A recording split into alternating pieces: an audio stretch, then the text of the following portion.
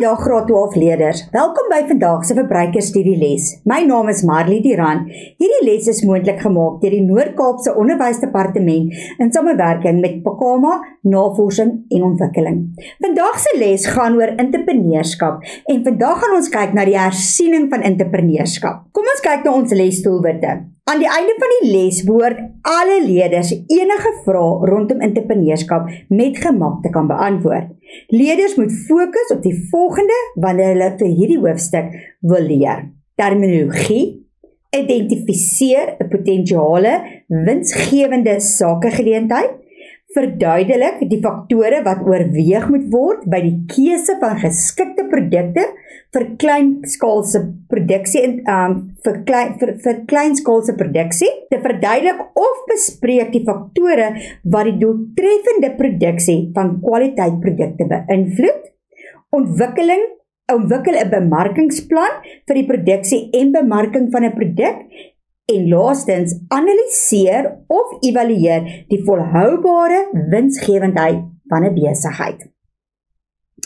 Maak voorstelle oor hoe om volhoubare winsgewendheid van 'n besigheid te verbeter en bepaal die kosteberekeninge vir aanvangsbehoeftes, produksiekostes, verkoopspryse en wins. 'n stelling, 'n gevallestudie, 'n scenario, 'n spotprent, begroting, sakeplan, grafieke of tabelle kan gebruik word as hulpmiddels. Kandidaate sal op die hulpmiddels moet kommentaar lewer en oplossings voorstel om die probleme op te los. Weereens moet jy vir my gaan teruggaan in jou eksamen riglyne van 2021 en dan op bladsy 12 gaan jy al die tipe vrae sien wat hulle vir jou moontlik kan vra vir entrepreneurskap. So raadpleeg jou graad 12 eksamenriglyne van 2021 op bladsy 16 en 17 vir die tipe vrae wat in die eksamen gevra kan word. Goed, nou kom ons kyk bietjie na hierdie vraag. Hierdie is vraag 6 in die eksamen. Hierdie vraag tel 40 punte. As ons die 40 punte moet opbreek volgens Bloom se taksonomie, sal ons sien dat 8 punte baie moeilike vrae is. Net 8 punte is baie moeilik en wat jy bietjie moet dink, bietjie uit die boksie uit moet dink. 20 punte is verstaan en toepassingsvrae. So hier gaan hulle vir jou gevallestudie gee, hulle kan vir jou scenario gee, hulle kan vir jou 'n spotprent gee en jy met jou kennis wat jy rondom die vak het, kan toepas op daardie scenario of op daardie gevallestudie. En dan 12 punte is die maklike onthou-vrae wat hulle vir jou gaan vra. Die definisies, noem, gee, daai tipe vrae wat hulle vir jou gaan vra. Jy moet probeer om ten minste 20 uit 40 vir hierdie vraag te kry. Dit gee jou 50%. As ons net 20 uit 40 kan kry, het ons klaar 50%. Maar vandag gaan ek vir julle leer hoe maklik dit is om selfs 30 of even 35 uit 40 vir hierdie vraag te kry. Goed, so kom ons begin met ons hersiening. Ek sê altyd, do not study harder, but study smarter. En dit is wat ek vandag vir julle gaan leer. Goed, ons begin met ons terminologie. Onthou wat ek altyd sê, die belangrikste ding is terminologie.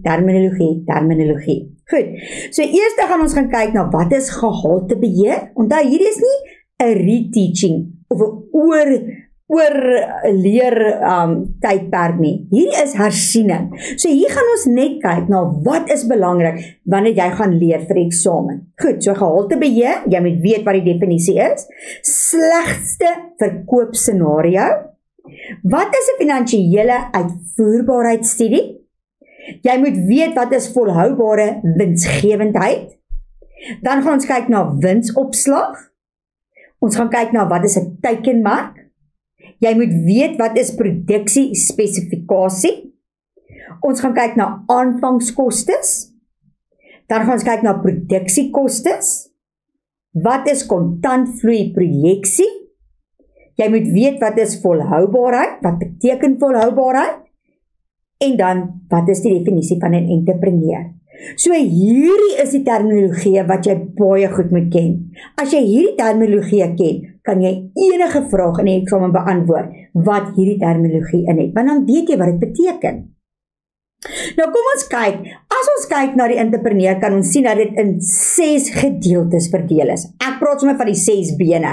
So ons gaan na elkeen van daai been vinnig kyk oor wat is belangrik, wat jy vir die eksamen moet ken. Die eerste been is, beweeg van 'n idee na die vervaardiging en bemarking van 'n produk.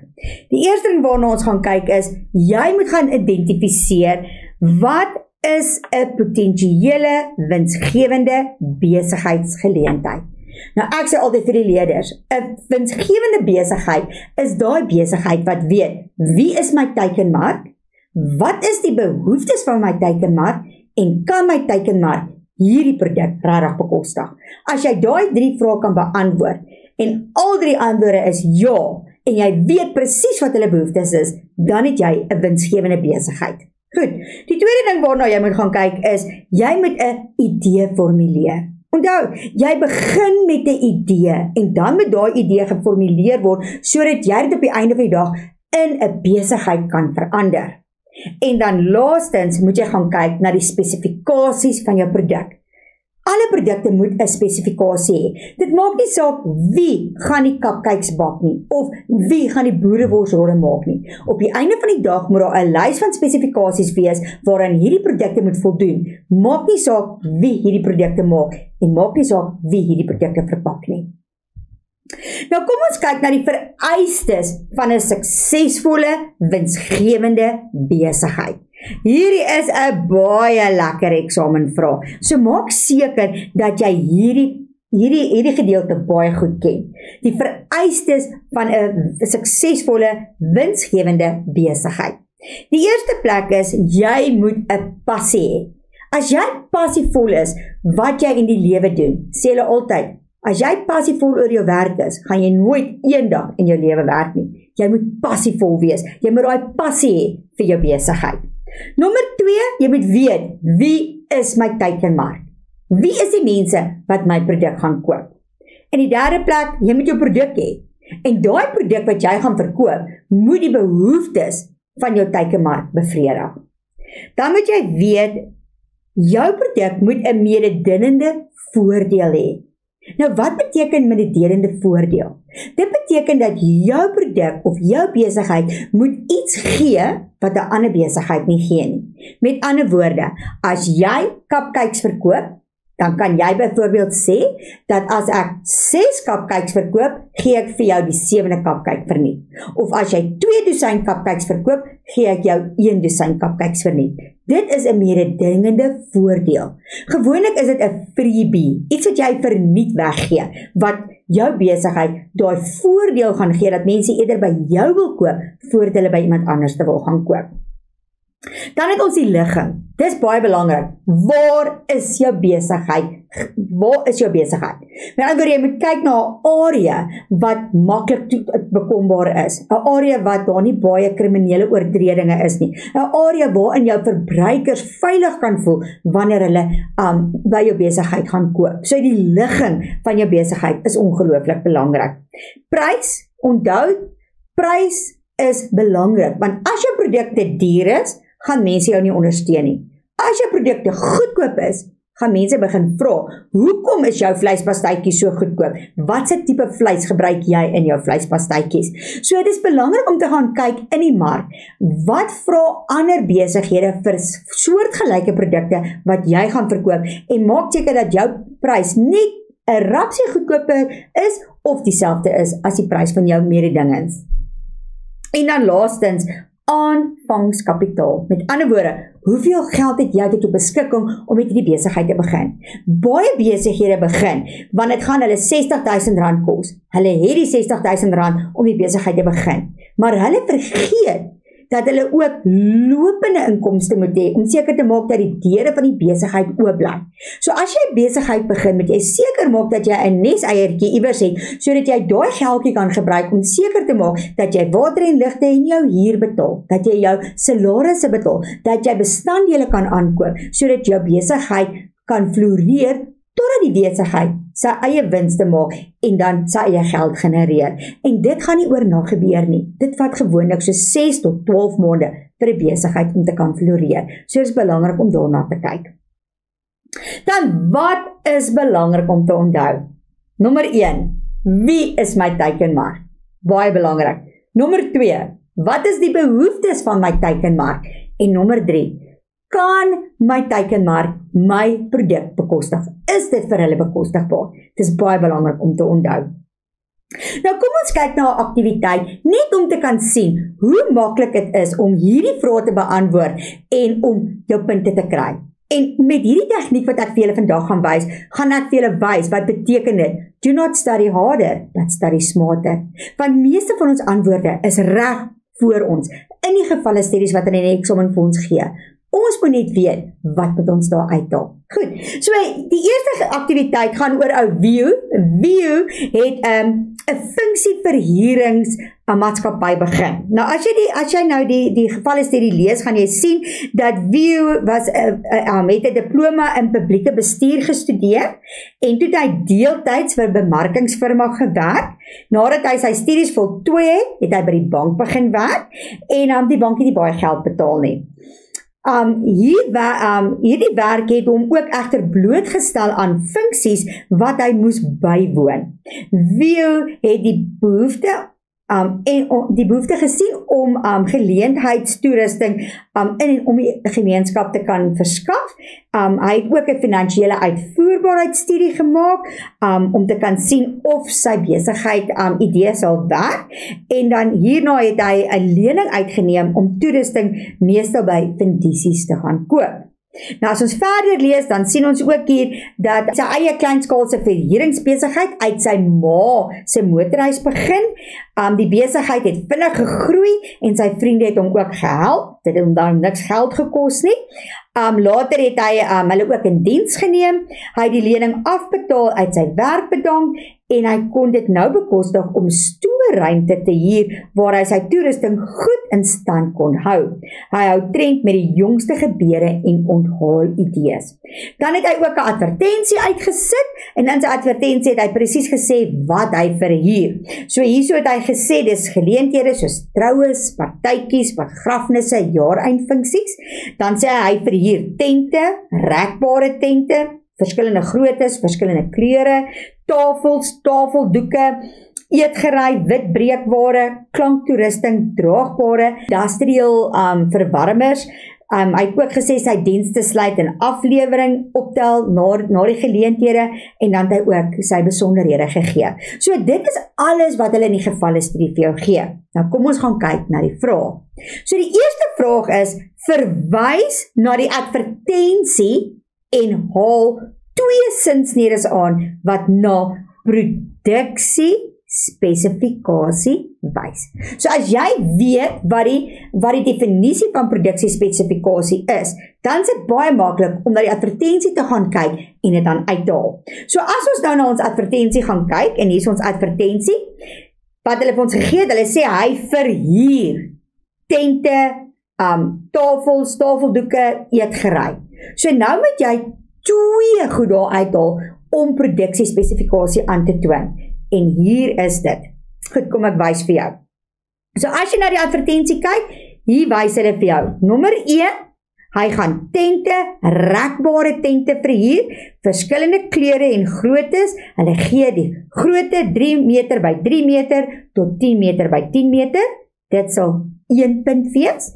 Tweede punt, tafels, tafeldoeke, ronde, vierkantige, reghoekige, stoele, stoeloortreksels in verskillende kleure, wit en swart. Dit gaan vir jou tweede punt gee. Moes jy harder geleer het? Nee. Jy moes net geweet het, wat is die definisie van produksie spesifikasie en toe moes jy dit gaan identifiseer het in die advertensie wat hulle vir jou gegee het. 'n Derde een was die eetgerei. Hulle sê duidelik, wit breekware. Wit breekware. Dis 'n spesifikasie wat hulle vir jou gee. So hierdie was 2 maklike punte wat jy in die eksamen kon gekry het. Ook weer eens verwys. Verwys beteken dat jy met jou kennis kan toepas. So as ons hierdie vraag moet analiseer, sal ons sê hierdie is 'n level 2 question, of ons al gepraat het van 'n vlak 2 vraag, wat toepassing is, of wat wat 'n toepaslike vraag is. Goed, die volgende vraag wat hy vra, daar het ek die antwoorde vir jou gegee. Die volgende vraag wat hy vir jou vra is, verduidelik, hierdie is ook 'n vlak 2 vraag, verduidelik wat View se idee in 'n besigheidsgeleentheid laat verander het, vir 3 punte. Weereens, moenie harder leer nie, leer slimmer. Die antwoorde is reg voor jou. Hulle gee vir jou 'n gevalle studie. Gebruik daai gevalle studie, want die antwoorde is binne in hierdie gevalle studie. Goed, so met ander woorde, as ons nou gaan kyk na ons gevalle studie, het ek dit vir julle sommer gehighlight. Goed, so hier sê dit, View het 'n diploma gehad in publieke bestuur. Goed, en toe het hy vir 'n bemarkingsfirma gewerk. So dis waar hy oorspronklik sy idee gekry het. Goed, toe het hy ook vir die bank begin werk en hy het besef dat die bank nie baie geld betaal nie. So met ander woorde, hy moes sy salaris aangepas het. Goed, so nou het hy gedink oor hoe kan hy sy salaris aanpas. En omdat hy by die bank gewerk het, het hulle baie funksies bygewoon en by daai funksies het hy agtergekom dat mense toerusting nodig het. Daar's 'n groot gap in die mark vir dit. Hulle het toerusting nodig en daar's nêrens om hierdie toerusting te kan huur nie. So hy het daai gap in die mark dan raak gesien. Hier sê hulle dit vir jou in die gevalle studie. Die volgende ding wat hy gedoen het, is hy het 'n finansiële uitvoerbaar studie gedoen. Nou onthou, 'n finansiële uitvoerbaar studie beteken, jy gaan kyk na die besigheid, jy gaan kyk na die sterkpunte, jy gaan kyk na die swakpunte, jy gaan kyk na hoeveel geld moet jy in hierdie besigheid insit, en of hierdie besigheid 'n kans staan om dit te maak. So hy het daai finansiële uitvoerbaar studie gaan doen, en hy het gesien dat hierdie besigheid het die potensiaal om geld te maak. En dan laastens het hy besluit om hierdie toerusting te koop. Hy het nie geld gehad waar hy dit kon stoor nie, so sy ma het vir hom toestemming gegee om sy besigheid uit haar motorhuis uit te kan begin. So, hoe het hierdie idee dan begin en hoe het dit dan nou ontstaan in 'n besigheid? Die antwoorde is reg voor jou in die gevalle studie. Daar het ek hulle vir jou baie mooi gehighlight.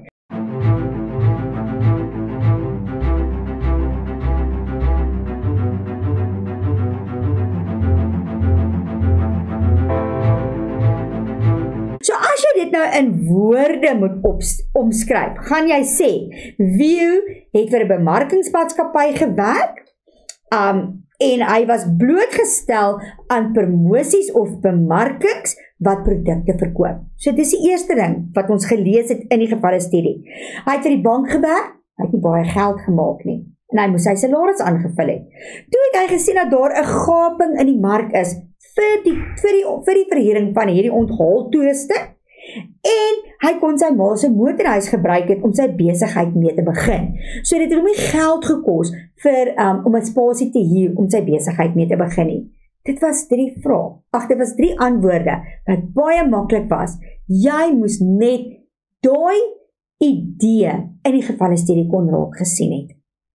Goed, en dan het hy ook 'n uitvoerbaarheidsstudie gedoen, of 'n finansiële uitvoerbaarheidsstudie gedoen.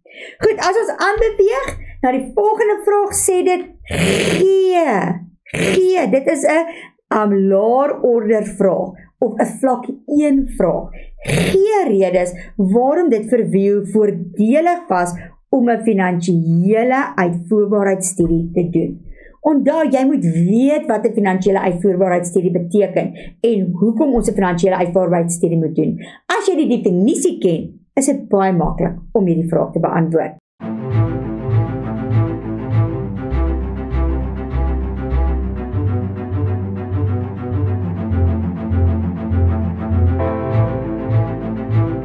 Goed, so die uitvoerbaarheidsstudie wat hy gedoen het, was om die sterk en swakpunte te kan identifiseer. Die tweede ding was om te kan sien of hierdie besigheid enige potensiaal het. Dis hoekom hy dit gedoen het. Derdens, hy wou gesien het of hy 'n redelike wins kan toon oor 'n lang tydperk. Dit help nie jy begin met 'n besigheid wat geen wins gaan toon, nie nou of ooit nie. So dis hoekom dit belangrik is dat jy 'n finansiële uitvoerbaarheidstudie moet doen. En dan laastens, hy wou gekyk het om die finansiële uitvoerbaarheidstudie te gedoen het vir hom tyd bespaar sowel as geld. Want as hierdie besigheid nie gaan uitwerk nie, het hy sy tyd en sy geld gemors. Goed, so as jy weet wat beteken finansiële uitvoerbaarheidstudies, as jy daai definisie ken, is dit baie maklik om hierdie vraag te kan beantwoord. Goed, en dan laastens, dit het vir jou aangedui hoe om 'n veranderinge aan te bring om sy besigheid meer suksesvol te maak. Goed, kom ons beweeg aan. Ons tweede been. Ons tweede been gaan oor keuses van produkte vir kleinskaalse produksie. Nou goed, as ons hier kyk na ons keuses, gaan ons kyk na ons faktore. Watse faktore moet jy nou gaan kyk om seker te maak dat jy die regte produk gaan kies vir jou kleinskaalse produksie? So ons gaan kyk na menslike vaardighede. Ons gaan kyk na finansiële hulpbronne. Nou finansiële hulpbronne beteken jou aanvangkoste, jou bedryfskoste, waar gaan jy finansiering kry as jy die besigheid wil begin? Gaan jy by jou ma geld leen? Gaan jy by die bank geld leen? Wat gaan jy maak? Ons gaan kyk na ons werkspasie. Met ander woorde, waar gaan jy hierdie besigheid begin? Baie keer in die gevalle studies lees jy dat die besigheid in die ouers se motorhuis begin word, of dit word in 'n buitekamer begin, of dit word in een van die vertrekke binne in die huis begin, of in die eetkamer begin. Net jou werkspasie, dis belangrik om te weet, gaan jy vir daai werkspasie betaal? As jy nie daarvoor betaal nie, dan is dit finansiëel voordelig vir jou. Grondstowwe. Hier praat ons van waar gaan jy jou grondstowwe kry? Plaaslik is baie beter, baie goedkoper, baie makliker bekombaar. Die oomblik as jy moet invoer van oorsee af, praat jy van invoerbelasting, die grondstowwe begin baie duurder word, jou produksiekoste word duurder, en daarvoor gaan jou produk dan ook duurder word. En dan laastens, kyk ons na die aantrekkingskrag vir die verbruiker. Nou as ons met kos praat, dan praat ons van, wat is die voorkoms van die cupcake? Wat is die tekstuur? Wat is die smaak? Onthou dat 99% van ons kliënte eet met hulle oë. So as iets mooi lyk, dan glo hulle breine dat dit ook lekker gaan wees. So hierdie is die faktore waarna jy gaan kyk. Menslike vaardighede. Onthou, menslike vaardighede is jou eie vermoëns wat jy het. Met ander woorde, het jy die vermoë om cupcakes te kan bak? Weet jy hoe om 'n besigheid te kan bestuur byvoorbeeld? So jy moet gaan kyk, het jy die tyd om daai besigheid te kan bestuur? Goed, het jy die breinkapasiteit om so 'n besigheid te begin? So jy moet gaan kyk na jou eie menslike vaardighede wat jy het. Nou as ons nou 'n aktiwiteit kry, wat hulle moontlik in die eksamen kan vra, dan vra hulle bespreek. As ons kyk na bespreek, dit is ook 'n vlak 2 vraag. 3 faktore wat Vio in ag moes neem toe hy 'n geskikte produk vir sy besigheid wou kies. So wat is die 3 faktore wat hy moes in ag neem? Nou jy moet die 3 faktore noem, en dan moet jy op elkeen van daai faktore 'n bietjie uitbrei om jou 2 punte per faktor te kry. Goed, so kom ons gaan kyk. Nommer 1, weer eens, ons kom terug na ons gevalle studie toe, want die antwoord lê in die gevalle studie. So as ons na ons gevalle studie gaan kyk, dan gaan ons dit duidelik sien. Hier sien ons dat hy het 'n diploma in bestuur. So as hy 'n diploma in bestuur het, beteken dit hy weet hoe om 'n besigheid te bestuur. Tweedens het hy gesien dat daar is 'n behoefte aan hierdie toerusting wat uitgeleen moet word. So hy het daai behoefte reeds gesien. Derdens het hy ook 'n lening aangegaan, finansiële uitgawes. Hy het 'n lening aangegaan sodat hy ook die toerusting op 'n fundisie kon gekoop het. En dan die plek van waar af hy gaan werk is sy ma se motorhuis. So al daai faktore word baie duidelik binne in die gevalle studie vir jou gesit. Jy moet dit net kan identifiseer in jou gevalle studie. So as ons dit nou in mooi woorde in 'n antwoord moet omskryf,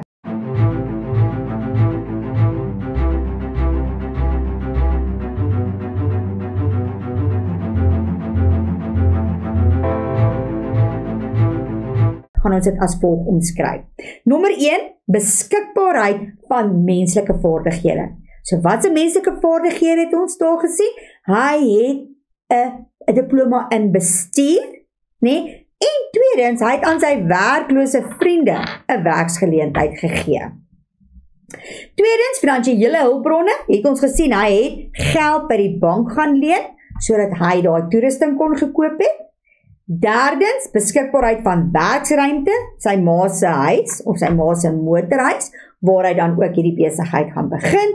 En laastens, aantrekkingskrag van verbruikers. Goed, hoe weet ons dat dit was 'n faktor? Omdat hy die behoefte geïdentifiseer het in sy gemeenskap, dat mense het 'n behoefte om meubelment en toerusting te kan huur vir partytjies en vir funksies. Goed, so as jy daai faktore ken, moet jy jou faktore neerskryf en dan moet jy gaan kyk waar in die gevalle studie is hierdie faktore en dit is hoe jy dan dit gaan staan. So jy kry 'n punt vir jou faktoor en jy kry 'n punt vir jou beskrywing uit jou gevalle studie uit. Goed, so as daar 'n gevalle studie is, moet jy daai gevalle studie gebruik. Nou ons derde been gaan oor faktore wat doeltreffende produksie van gehalte produkte beïnvloed. Baie belangrike vraag hierdie, baie belangrik, nee. So as jy hierdie skema ken, kan jy regtig enige vraag beantwoord wat op die faktore gaan wat doeltreffende produksie van gehalte van jou produk gaan beïnvloed. Nommer 1, gaan ons kyk na ons beplanning. Goed, so as jy na ou vraestelle kyk, dan hierdie laaste ruk het hulle baie vrae gehad oor load shedding en hoe dit ons besigheid gaan beïnvloed. Met ander woorde, met water shedding, load shedding, moet ons baie mooi dink oor ons beplanning. Ons moet beplan oor wanneer ons vars produkte gaan koop, sodat dit langer vars kan bly, wanneer gaan ons met ons produk begin, sodat ons in tyd ons produk kan klaar hê, sodat ons kliënte tevrede met daai produk gaan wees. Tweedens, produkspesifikasie. Onthou, maak nie saak wie die produk maak nie, hy moet aan sekere spesifikasies voldoen, sodat jou kliënte altyd gelukkig gaan wees. Derdens, gehaltebeheer. Dit is belangrik dat ons met goeie gehalte produkte begin. Ons grondbestanddele moet goeie gehalte wees. Jy kan nie 'n goeie eindproduk verwag as jy nie met 'n goeie bestanddeel begin nie. Volgende, jou werksplek. Jou werksplek moet netjies wees. As jou werksplek netjies is, dan gebeur die werk meer effektief. Dit loop meer kronologies. Daar is minder ongelukke wat kan plaasvind. Baie keer verplaas ons bestanddele of ons verplaas ons grondstowwe en dan moet ons nuus gaan aankoop want ons kan dit nie kry nie, dan vermors ons eintlik geld en ons maak ons winste dan kleiner. Dan het ons higiëne van ons werkers, veral as jy met kos werk, is hierdie ongelooflik belangrik. Jou werkers moet higiënies wees, want as hulle nie higiënies is nie, kan hulle die bakterieë oordra op die kosprodukte en jou kliënte kan siek word. Hulle kan voedselvergiftiging kry en dan gaan hulle jou nie weer ondersteun nie. So jou werkers se higiëne is belangrik. Die volgende ene is beheer van finansies. Onthou, jy moet weet hoeveel geld kry jy in, wat maak jy met daai geld en waarop spandeer jy daai geld en hoeveel van daai wins is joune. Jy kan nie uit jou til uitlewe nie. Jy kan nie as jy vandag R1000 gemaak het, daai R1000 pad en dit gaan spandeer nie. Want onthou, jy het oorhoofse kostes wat jy moet betaal. Jy het lone of salarisse wat jy moet betaal. Jy moet jou huur betaal, jy moet jou water en ligte betaal. So jy moet al daai geld in die bank sit en aan die einde van die maand moet jy eers al jou uitgawes betaal, jou salarisse betaal, jy moet self 'n salaris trek en onthou jy moet nog die belasting ook op daai geld betaal wat jy gaan kry. En dan laastens voorraadkontrole. Onthou, voorraadkontrole is ongelooflik belangrik. As jy te veel voorraad het, gaan mense dit steel, dit kan sleg word, dit kan bederf. Al jou kapitaal lê vas in daai voorraad wat jy gekoop het. As jy te min voorraad koop, het dit ook 'n gevolg, want dan kan jy uit bestanddele uithardloop, nou kan jy nie die kapkyk klaar bak nie. In ander woorde, nou gaan jy laat hardloop met jou orders, jy gaan kliënte hê wat ongelukkig gaan wees, en dit gaan 'n groot sneeubal effek hê, en op die einde van die dag kan dit jou inkomste belemmer. Goed, so hierdie faktore is belangrik, jy moet dit ook kan sien of kan toepas in gevalle studies in die eksamen. Nou weer eens het ons 'n aktiwiteit en ons het weer 'n scenario entrepreneurskap is hulle baie lief vir hulle scenario's. So hulle sê, lees die scenario hieronder. Hierdie scenario gaan oor Nelisa, en Nelisa maak verskriklike mooi silwer juwele. En sy het ook baie kralewerk wat sy doen armbande en halssnoere. Sy koop dan ook haar grondstowwe koop sy plaaslik. Sy het 'n kursus op universiteit gedoen waar sy geleer het hoe om hierdie halssnoere en hierdie juwele dan ook te maak. Sy het 'n passie daarvoor. Dis nogal belangrik om te weet. Sy het 'n opknappingskursus bygewoon sommer op YouTube, net sodat sy bietjie kan sien hoe sy kan uitbrei op haar produkte. Sy het 'n groter werksarea nodig gehad en sy het haar wins en haar spaargeld gebruik om dan 'n groter werkspasie vir haarself te skep. Sy het 'n tuinateljee by haar huis aangebou. Sy het op Facebook het sy ook 'n plaaslike bladsy het sy geskep. En plaaslike kunstenaars het vir haar 'n logo en 'n etiket ontwerp. Sy het haar juweliersware op hierdie stadium slegs in plaaslike winkels verkoop, maar sy het toe begin om 'n groter mark te gaan soek. En sy het toe begin ook op die internet verkoop, online verkoop, en haar verkope het sommer dadelik verdubbel ook. Sy het sommer ook 'n stalletjie by 'n gewilde winkelsentrum. Sy het ook so na 'n vlooimark toe bietjie gegaan en sy het ook juwele by 'n vlooimark ook gaan verkoop. En toe het sy later begin om haar stene wat sy binne in haar produk gaan gebruik, het sy by 'n internasionale handelaar gaan koop. Het sy toe ook gaan koop. Haar man het toesig oor die vervaardiging, webtuiste gedoen, hy het ook die rekeninge gehanteer, en sy het toe die ontwerpstukke gedoen, die materiale, die kliënte, navraag het sy ook gedoen, en sy het dan ook later haar produksiereeks uitgebrei na armbande, halssnoere, ringe en oorbelle teen verskillende pryse. So dit is waaroor die gevalle studie gaan. Nou kom die vraag, noem. Onthou, noem is 'n laer order vraag. Nee, noem die hoofrede vir voorraadbeheer in Nelisa se besigheid. Hoekom moet sy voorraadbeheer doen? Hoekom moet sy weet hoeveel stene, hoeveel silwer, hoeveel knippetjies het sy in haar het sy beskikbaar? Waarom is dit belangrik?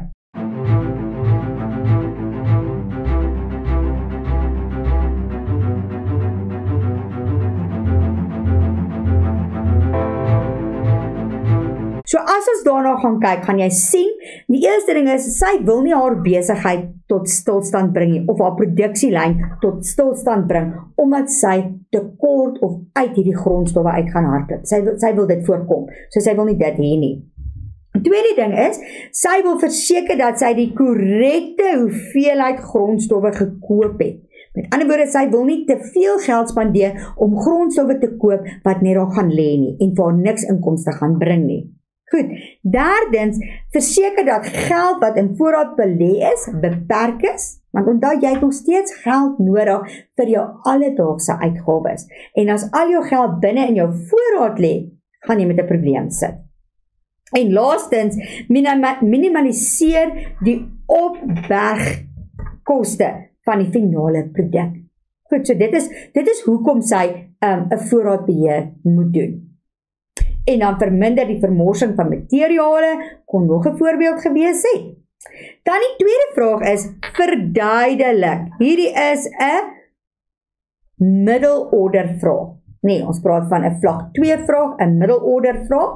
Verduidelik waarom 'n netjiese werkplek belangrik is vir die doeltreffende produksie van Nelisa se besigheid of se produkte. 'n netjiese werkplek. Hoekom is dit belangrik?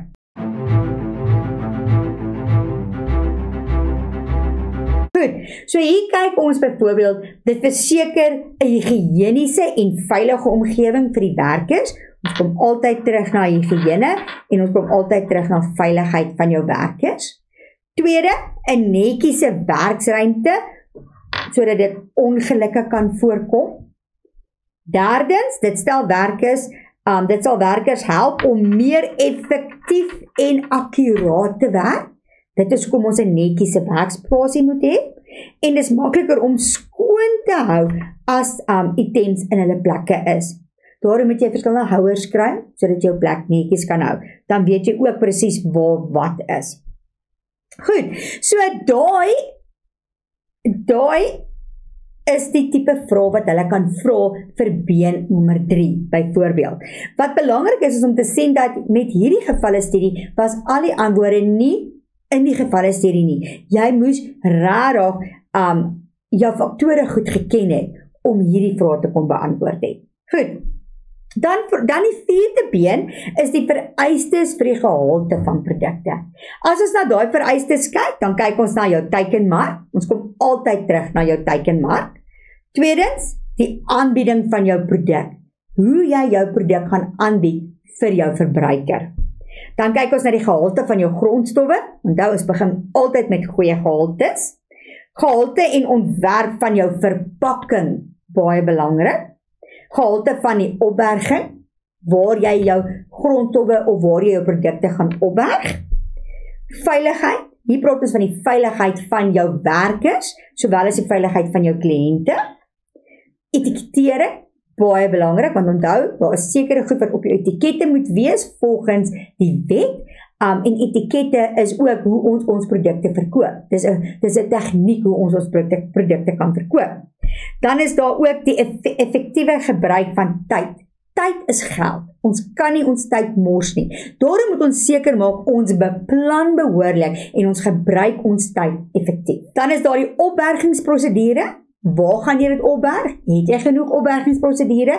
Het jy soos 'n voorraad kontrolelys sodat jy kan seker maak jy weet presies hoeveel van jou grondstowwe is nog beskikbaar? Kliënteverhoudings. Onthou, jou besigheid gaan nooit suksesvol wees as jy nie jou kliënte gaan gelukkig hou nie. Daarom moet ons luister na ons kliënte en ons moet aan ons kliënte se behoeftes voldoen. Dan kyk ons ook na die onderhoud van toerusting. Ongelooflik belangrik. Hulle is baie lief om hierdie vraag in die eksamen te vra. Onthou, daar is 2 maniere hoe ons toerusting kan onderhou. Hulle praat van 'n roetine onderhoud en dan 'n regstellende onderhoud. 'n Roetine onderhoud is daai onderhoud wat jy op 'n gereelde basis gaan doen. 'n Regstellende onderhoud is daai onderhoud wat jy gaan doen wanneer die masjien eers gebreek het. Goed, gaan kyk na die voor- en nadele van elkeen van daai. Dan het ons die opleiding van ons personeel. Onthou, ons personeel moet ons motiveer. Ons personeel moet ons positief hou. Ons personeel is die mense wat vir ons gaan geld kos of ons gaan geld maak. So gelukkige personeel gaan 'n gelukkige besigheid vir jou gee. En baie keer moet ons ook geld investeer in ons werkers sodat ons hulle kan stuur vir opleiding om hulle as persone ook te kan ontwikkel. En dan laastens die volhoubare produksie en verbruik. Onthou dat die woord volhoubaar beteken omgewingsvriendelik. Ons praat hier van ons 3 R'e. Reduce, reuse, recycle. Wat kan ek doen om seker te maak dat my produk, my besigheid 'n volhoubare besigheid is? Wat doen ek om die omgewing veilig te hou? Gebruik ek soos in Engels praat hulle van biodegradable verpakking byvoorbeeld. Watse tegnieke gebruik ek om seker te maak dat ek die omgewing veilig gaan hou? Goed, so daai is die vereistes vir 'n gehalte produk. Jy moet hierdie vereistes ken. Jy moet ook dit kan toepas in 'n gevalle studie. Goed, nou kom ons kyk na aktiwiteit. So aktiwiteit is weer Nelisa met haar besigheid van haar juwele waarna ons in die vorige aktiwiteit ook gekyk het. Nou as ons na ons vrae kyk, dan sê dit noem 4 inligtingsitems wat op die etiket moet wees. Asseblief, dit is belangrik dat jy teruggaan na jou gevalle studie toe. Hierdie is nie kos nie. Hierdie is nie kos nie. So jy kan nie sê bestanddele nie. Jy kan nie praat hier van die van hoe om dit gaar te maak byvoorbeeld nie. Hierdie is juwele waarvan ons praat. So jy moet gaan kyk op die juwele watse inligting moet op die etiket wees. So as ons gaan kyk daarna,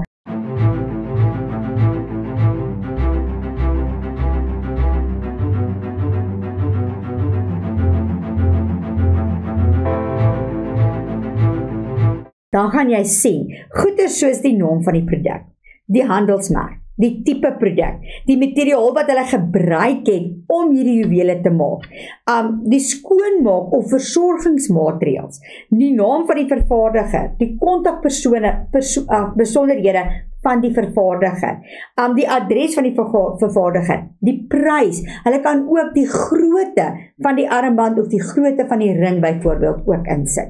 So dis belangrik om te lees wat hulle vir jou vra en dit toe te pas op die getalle studie wat hulle vir jou gee. Tweede vraag is, bespreek, weer eens, hierdie is 'n vlak 2 vraag, waarom dit belangrik is dat Nelisa se kliënte se vrae beantwoord word. So hier gaan ons kyk na kliëntediens. Hoekom is kliëntediens belangrik?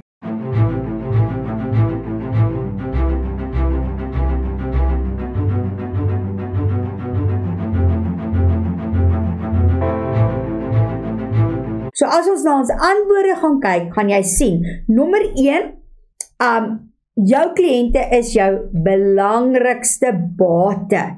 Jou belangrikste bate, nee. Aangesien die hoeveelheid mense wat juweliersware koop, die sukses van jou besigheid gaan bepaal. So jou kliënte is jou belangrikste bate en hulle gaan bepaal die sukses van jou besigheid. Die tweede ding is, vinnige reaksie op kliënte se navraag sal ook hulle ondersteuning verseker. Ek het gekla, sy het geluister, sy het daarop gevolg, sy het dit beter gemaak, sy het geluister na waaroor ek gekla het, dit gaan kliënteverhoudings verbeter. Dan ook is dit belangrik om te weet dat jy jou kliënte se behoeftes moet bevredig. Onthou, geen kliënte, geen besigheid nie. Jy wil jou besigheid laat groei. So om jou besigheid te laat groei, moet jy na jou beste bate kyk. Jou beste bate is jou kliënt. So jy moet jou kliënt tevrede hou die hele tyd. Goed. Dan laastens, om terugvoer van kliënte te kry kan gebruik word ook om jou besigheid te kan verbeter. Want jou kliënte gaan vir jou goeie sê waarop jy moet let, sodat jou besigheid kan beter word. En hoe beter jou besigheid is, hoe meer geld gaan jy maak. Goed. Dan lees die inligting hieronder en beantwoord die vraag, die gebruik van herwinbare plastiekbottels as verpakking vir die tuisgemaakte gemmebier het 'n positiewe impak op die natuurlike omgewing. Evalueer die geldigheid van hierdie stelling. Evalueer, dit is 'n hoë order vraag.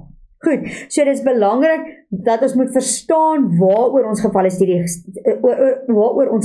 gaan. Ons gevalle studie gaan oor herwinbare plastiekbottels. Dit gaan oor die positiewe impak op die natuurlike omgewing. Goed, so kom ons gaan kyk oor hoe jy hierdie vraag gaan beantwoord.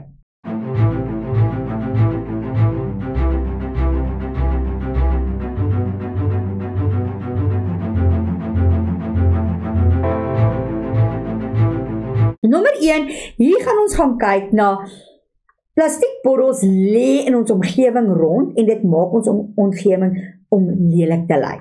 So dit is rommel wat rond lê. So as jy die plastiekbottels kan optel, kan jy minder rommel in jou gemeenskap hê wat gaan rond lê. Tweede ding is, minder plastiek eindig op die afvalterreine en minder van daai plastiek kan dan in ons oseane, damme, riviere beland wat dit kan besoedel. So hoe minder plastiek rond lê, hoe minder plastiek gaan ons damme of riviere beland wat besoedeling kan veroorsaak. In ons derde plek, dit is baie maklik om dit te kan herwin en skoon te kan maak. En as ons die bottels kan herwin en kan skoonmaak, gaan ons dus ook minder nuwe produkte moet produseer. En wanneer ons nuwe produkte produseer, word daar water gebruik. En water is 'n baie skaars hulpbron wat ons het. So ons moet ons hulpbronne ook kan veilig hou. Dan kyk ons daarna dat plastiekbottels wat beskikbaar is, gaan ook die behoefte aan die produksie van nuwe bottels verminder.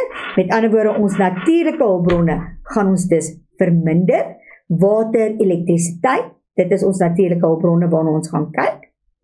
En laastens, omdat dit 'n evalueringsvraag is, moet ons altyd 'n gevolgtrekking gee.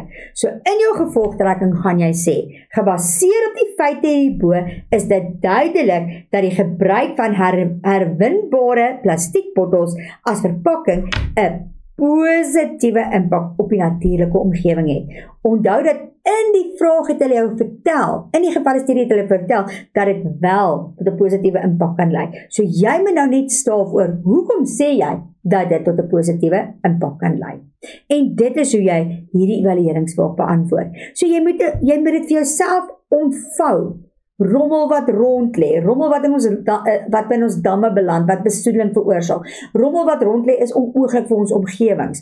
As ons nie hierdie bottels gebruik nie, moet ons nuwe bottels maak. As ons nuwe bottels maak, beteken dit ons moet ons natuurlike hulpbronne gebruik.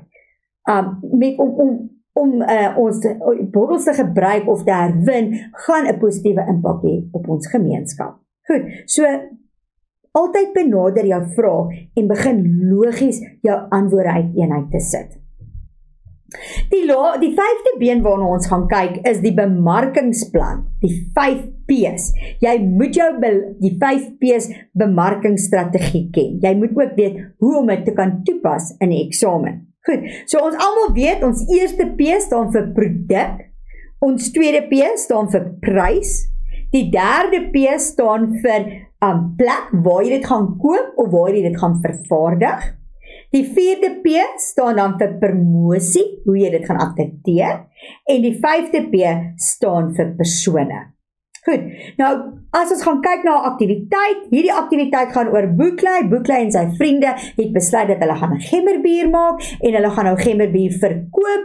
Hulle gaan dit ook op sosiale media adverteer. Hulle het ook marknavorsing gaan doen om uit te vind of mense dit graag wil hê. Hulle gaan ook hierdie gemmerbier in die tannie se buitekamer maak.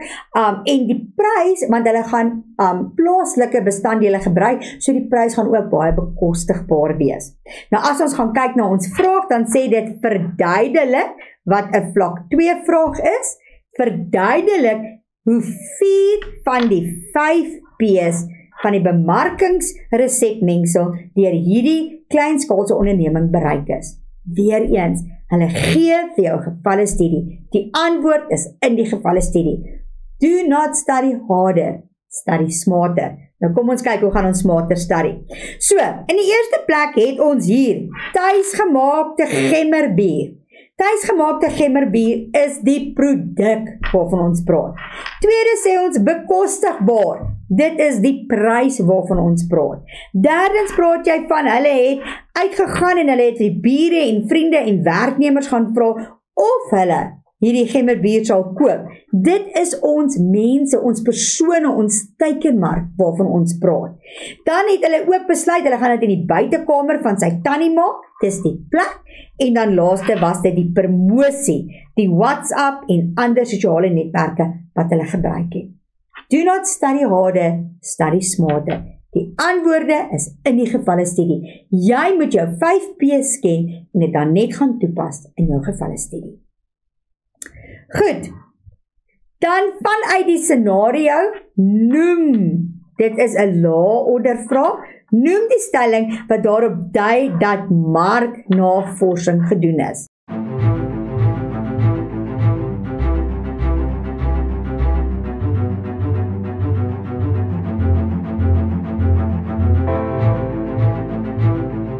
Nou as ons gaan kyk na ons gevalle studie, waar in ons gevalle studie staan dit? Hier, voordat Boeklei en sy vriende met hulle onderneming begin het, het hulle bure, vriende, werknemers van die plaaslike munisipaliteit besoek om uit te vind of hulle daarin sou belangstel om die tuisgemaakte gemmerbier te koop. Goed, so weer eens, do not study harder, study smarter. Dan die laaste aktiwiteit vanuit die scenario, noem die stelling. Genade, hierdie is 'n herhaling. Noem die stelling. Kom ons kyk na ons oorsig van hierdie les. In die volgende les gaan ons die laaste gedeelte van entrepreneurskap bespreek en na moontlike eksamenvrae kyk en hoe ons dit kan beantwoord. So hierdie is net deel 1 van entrepreneurskap. Moenie weggaan nie, moenie weghardloop nie. Skakel in die volgende les om te kyk na deel 2 van entrepreneurskap. Baie dankie vir vandag se les. Dankie dat julle ingeskakel het en ek hoop dat julle 'n bietjie 'n beter begrip het oor hoe om vir entrepreneurskap voor te berei vir die eksamen. Lekker dag en totsiens.